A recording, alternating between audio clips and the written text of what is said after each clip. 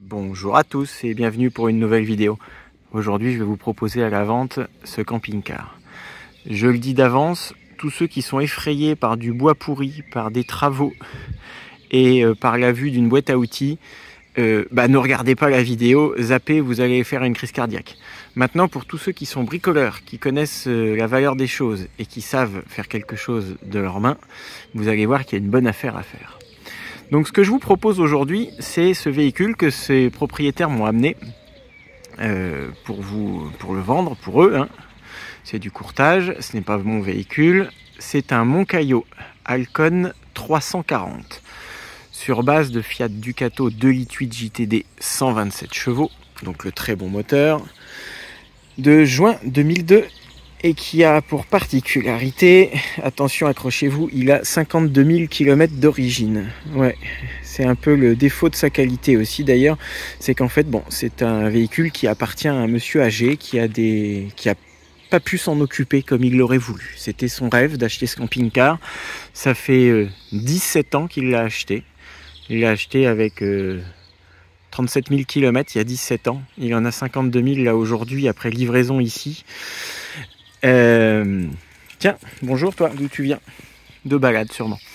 Et ce véhicule est resté stationné très longtemps dehors et il a pris l'eau à plusieurs endroits. Donc on va pas y aller par 4 chemins. La cellule est très très malade. C'est-à-dire que là ça présente bien, on a des parois en polyester, casquette polyester, tout ça, ça fait illusion.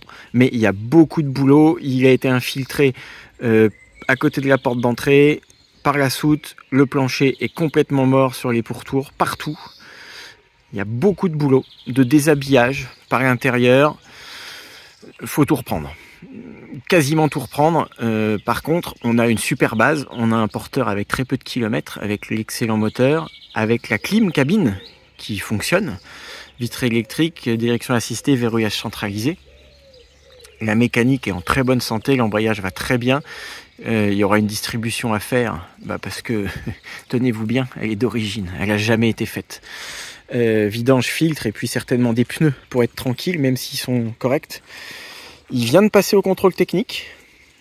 Le contrôle technique est bon. Il n'y a pas de problème. Il y a quelques défauts mineurs, mais les mesures de frein, d'amortisseur, tout ça c'est ok. Il y a deux petites choses, il signale de la corrosion en dessous, en vrai il est très très propre, vous allez voir, berceau, etc. Si tout était comme celui-ci, ça serait top. Là, la grosse maladie, elle est là. Là, il y a vraiment du boulot. Donc on va faire un tour, je vais vous montrer tout ça. Les cœurs sensibles qui ne sont pas encore partis, allez-y, sinon vous allez faire une crise cardiaque. Allez, on attaque le petit tour. Donc pour info, Moncayo, c'est une marque italienne qui a disparu, qui faisait des produits qui étaient très bien finis à l'intérieur, bien équipés, à des prix accessibles, bien conçus, mais qui avaient souvent des soucis d'infiltration. Ils étaient connus pour ça. On a une déco extérieure qui est plutôt sympa, plutôt travaillée. Bon, il sort un peu au niveau du look de ce qu'on a l'habitude de voir. Et puis, je ne l'ai pas dit, mais on est sur un petit véhicule, 5,50 m de long. Donc ça, c'est un atout. 5,50 m de long, avec châssis court, donc empattement court, porte-à-faux pas énorme, et le gros moteur, ça va très très bien. 4 places, carte grise. Donc ce qu'on peut noter, c'est qu'on a un bas de caisse là, qui est cassé. Il manque le bout ici, ça a été scotché. Donc ça, comme ça se trouve pas, il va falloir refabriquer en matériaux composites.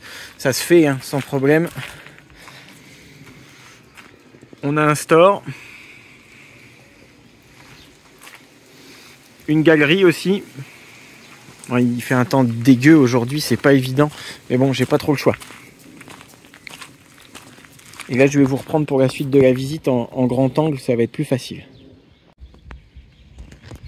Sur la partie gauche, on va trouver une douche extérieure. Une réserve d'eau propre, il y a 120 litres. Le Truma pour l'eau chaude. Le Truma pour le chauffage. C'est deux appareils dissociés.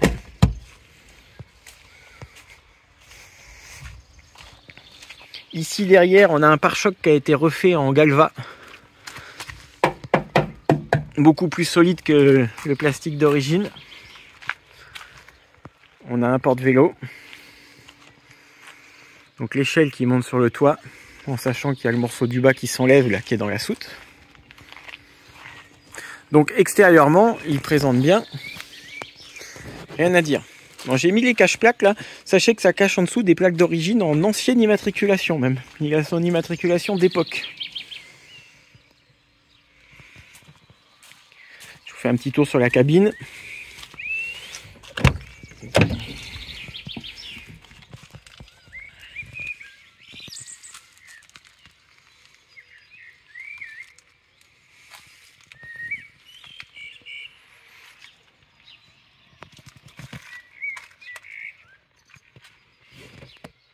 Donc son kilométrage, garanti par Istovec, garanti par les factures.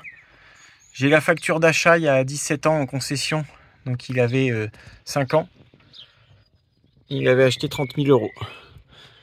Et puis là on aperçoit le fameux équipement si rare sur cette génération, merci pour la mise au point, la clim, qui fonctionne encore. Hein.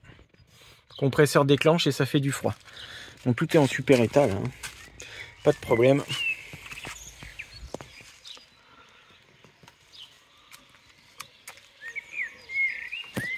Je vais profiter que je suis là pour aller faire un tour en dessous, malgré le temps dégueulasse. Voyez, support de cric, fixation de berceau. C'est très très propre. Poussière d'origine, mais on va regarder tout de suite les éléments qui fâchent que vous connaissez. Voyez, bac à batterie, support moteur avec le longeron en dessous. C'est impec. On voit bien les tuyaux de clim là. Et puis alors si on regarde bien sous la poussière, vous voyez les tuyaux de frein, que ce soit le maître cylindre derrière, les isolants du capot, tout ça c'est comme neuf. Tout est bien sec en dessous.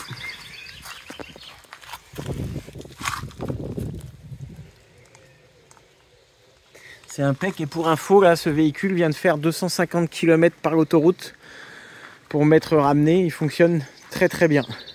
Même s'il y a une révision à prévoir. Donc là, il va plus falloir rouler. Les niveaux sont bons, mais la vidange est ancienne. La filtration est à faire. Et surtout, la distribution. Je vais vous le démarrer. Que vous voyez qu'il n'y ait pas de soucis. Pas de voyant bizarre qui s'allume.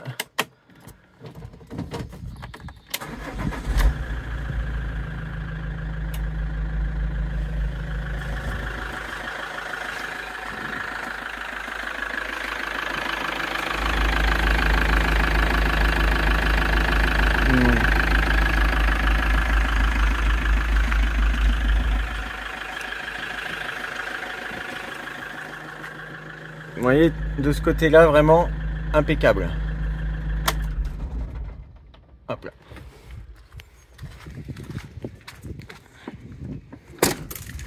Donc ce que je vous propose maintenant, c'est de passer à l'intérieur. Allez, on va dedans et je vais vous expliquer une partie de tout ce qui ne va pas. Petite découverte de l'intérieur. Je ferme la porte. Parce que je sais que comme les Monts Caillaux sont pas très connus, vous êtes certainement nombreux à ne pas savoir comment c'est fait.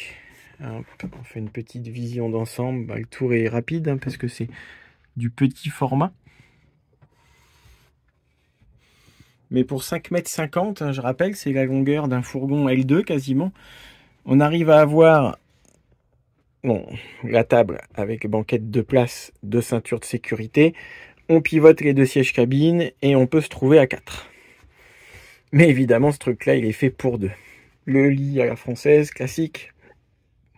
La cuisine, plutôt traité. Alors après, on aime ou pas les couleurs, mais on a quand même des encadrements en bois massif. Et puis, plan de travail, enfin, évier réchaud affleurant avec couvercle en verre. On a mis l'évacuation sur la plaque de cuisson. Évier. On va laisser ouvert. ici au-dessus du lit, donc forcément on a la soute, mais on a une particularité, là, vous vous demandez peut-être ce que c'est que ça, là, ce truc capitonné. Et ben c'est une deuxième penderie, originalité de la marque, hop, qui s'ouvre comme ça, et sur lequel on vient accrocher normalement des cintres.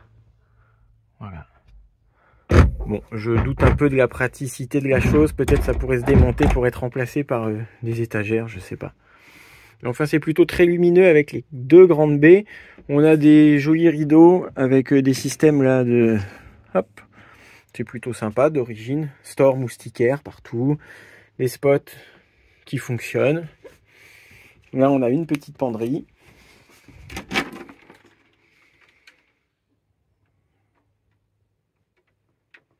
Et au-dessus, on va trouver notre meuble télé avec une porte vitrée en verre. Et le tiroir qui coulisse, sachant qu'on a une antenne et on a toutes les prises. Au-dessus de nous, on a le grand lanterneau panoramique. Vous noterez aussi qu'en cuisine, on a ce grand placard. Et pas mal de rangements bas. Pour un petit véhicule comme ça, c'est assez surprenant. Tiroir. Ici. Et là. Plus un petit plan de travail quand même, malgré tout. Faut pas oublier qu'on est vraiment dans un format très compact. Au-dessus de la cabine, on a des petits rangements dans la casquette. On va retrouver un autre placard de pavillon ici. Avec une niche là. Et bien sûr, le cabinet de toilette qui a assez surprenant. Une grande douche séparée. On va allumer la lumière. Hop. Avec un système de parois accordéon, c'est pas si mal ça. Plutôt qu'une porte rigide ou qu'un rideau.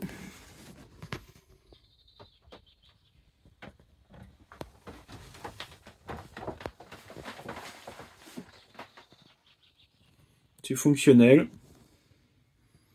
Il n'y a rien à dire. Et l'intérieur de la porte aussi est habillé d'un rangement. C'est pas courant. Petit détail, petite astuce pratique. Je tiens la porte parce que là je suis garé en porte, hein, et hop, ça se referme.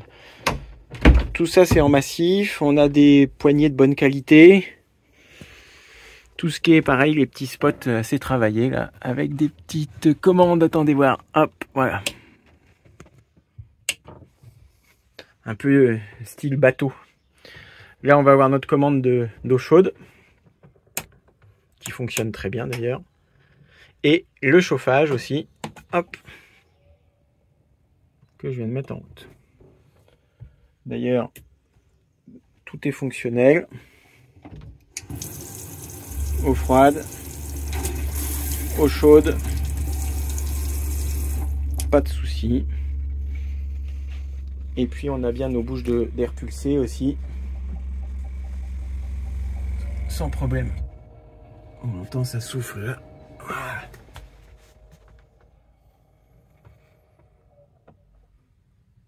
Aussi, je vais vous montrer, hop, attendez, je recadre mieux. J'ai la pochette de bord avec tous les documents, des factures, les notices de chaque appareil, le codage des clés. Enfin bref, jusqu'à présent, vous allez me dire, mais il est chouette ce petit camping-car, 52 000 km, la clim, une petite configuration qui va bien. Mais c'est quoi son problème? Ouais, c'est comme je vous l'ai dit tout à l'heure en intro, il est complètement bouffé. Donc là, il paraît chouette, hein, mais tout est à refaire en dessous. Alors, premier aspect, il a pris l'eau terriblement par ici. Ça s'est infiltré, il manquait le butoir de porte. Ça n'a pas été contrôlé, pas suivi. Et l'eau est rentrée. Donc, tout est cuit. C'est-à-dire que tout le contreplaqué qui est derrière, là, il est moisi, de haut en bas, avec tout le tasseau vertical et tout l'isolant. Donc, il faut tout déshabiller, parce que c'est venu bouffer là. En même temps, ça a pris l'eau là sous la casquette. Donc, tout l'isolant, là, vous voyez, je le déchire moi-même à la main, là. Enfin, pas l'isolant, la tapisserie, c'est juste la tapisserie. Et ici, on retrouve du dur. Donc, toute cette partie-là était humide à un moment donné. C'est tout à reprendre. C'est venu jusque là.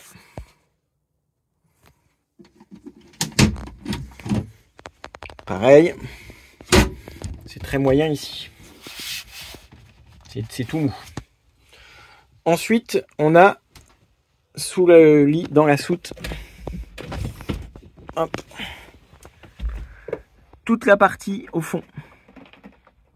Tout a pris l'eau, tout est pourri. Le plancher est troué à l'arrière là-bas et la paroi est molle, ainsi que sur la porte de soute. Donc en fait, ce qu'il faut prévoir sur un véhicule comme ça, on tergiverse pas, on démonte tout, on garde l'enveloppe extérieure et on reprend par l'intérieur. Ça c'est clair pour les parois. Et le plancher c'est pareil, ça nécessite de faire, je retourne dehors, hop, salut chien, je me rechausse. Il faut que vous imaginiez que derrière le bas de caisse là, tout le tasseau qui fait la longueur de la cellule, il est pourri. Je sais pas si je vais pouvoir vous le montrer. Tout ça c'est pourri.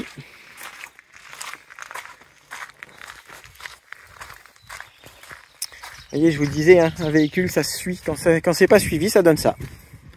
Et dans la soute, hop.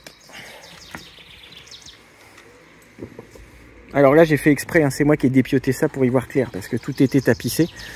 Porte de soute, bon en même temps quand on voit comment c'est fait. Vous voyez, tenez, regardez, on n'a rien à cacher. Hein. L'épaisseur du contreplaqué, vous imaginez que ça, quand ça baigne dans l'eau, ça fait étuve derrière le papier peint plastifié, qui respire pas, et ben forcément ça pourrit. Voilà. Et derrière on a l'isolant en polystyrène. Ça c'est juste un bout de contreplaqué. Vous démontez tout ça, c'est impressionnant. Vous remplacez éventuellement le polystyrène humide. Vous replaquez ça, ça vaut 5 balles. Vous refaites ça, vous retapissez derrière, c'est terminé. C'est construit comme une maison de poupée, je le rappelle, un camping-car. Donc faut pas s'offusquer et ne pas crier au scandale. Bon, vous allez voir que le prix il en tient largement compte. Bon là, il y a plus de boulot encore. Voilà. Tout est pourri. Ça a pris l'eau, ça n'a pas été géré. Il n'y a plus rien. Donc là, il faut tout reprendre. C'est dommage parce qu'on a des belles rallonges de châssis en galva et tout est sain par ailleurs.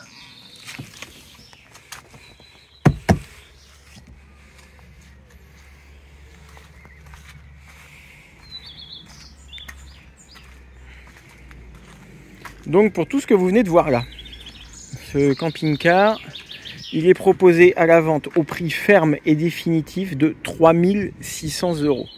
Je répète, 3 600 €. Uniquement pour un bricoleur. Donc pour ce prix-là, en fait, vous payez quoi? Vous payez le porteur avec ses 50 000 km avec le 2 litres 8, le châssis, la carte grise VASP, le mobilier intérieur, éventuellement l'enveloppe si vous désirez la garder. Après, il y a toujours aussi la solution pour un gros bricoleur à petit budget de faire sauter la cellule et de remonter, je sais pas, genre tiny house en bois. Ça se fait, hein, tout se fait. Dites-vous que pour 3 600 €, pardon, vous repartez avec un porteur moderne à la conduite, dont le contrôle technique est passé, sans gros défauts, mais avec beaucoup de boulot par là. C'est du temps. Celui qui voudrait le confier à un professionnel pour les réparations, c'est même pas la peine d'y penser. C'est des dizaines et des dizaines d'heures de main d'œuvre au prix à 100 balles de l'heure. C'est le prix d'un camping-car. Par contre, pour celui qui sait faire, il fait une affaire. Ce camping-car-là sur le marché, s'il était sain, avec son kilométrage et sa petite config, en ce moment là, en mai 2023, c'est quelque chose qui partirait aux alentours de 20 000 €, sans problème. Donc 3 600 €, je vous laisse faire le ratio, si vous faites les travaux vous-même, il y en a pour quoi, allez, 2 000 € de matériel au maximum, et le reste c'est de la main d'œuvre. Après il y a la solution de faire petit à petit, morceau par morceau, en fonction des besoins de chacun, ou celui qui va à fond, qui déshabille tout, qui attaque tout, qui tape dans le dur. Regardez, voyez le fameux GG, le désossé, ce qu'il est devenu pour ceux qui ont suivi. Avec de la volonté et du savoir-faire, on peut tout faire. Tout ça, ça reste que des matériaux ultra légers. On ne parle pas de reconstruire une maison là. Là, on est dans de la boiserie. Donc voilà, il n'y en aura qu'un. Donc je sais que vous allez être très nombreux à le vouloir. C'est le premier qui me le réserve, qui l'emportera. En sachant aussi que les vendeurs, donc c'est les enfants du propriétaire qui me l'ont confié, sont très attachés au véhicule. Ils aimeraient qu'il ait une deuxième vie auprès d'une famille bricoleuse. Ils n'ont pas forcément envie d'une mise en pièces détachées parce qu'il vaut mieux que ça. Et si ça pouvait être une petite famille à qui ça fait plaisir, qui referait à son temps, etc., un chouette véhicule pour continuer à l'utiliser, parce que là, vous avez encore de belles dizaines de milliers de kilomètres devant vous avec ce moteur-là, sans aucun problème. Il sort à peine du rodage. Et ben voilà, c'est ce qui leur ferait le plus plaisir. Donc je vous invite à m'écrire maintenant à l'adresse qui va s'afficher. Et puis, bonne chance et bon vent pour celui qui l'aura. Je sais pas encore qui. Allez, à bientôt, prenez soin de vous, bye bye.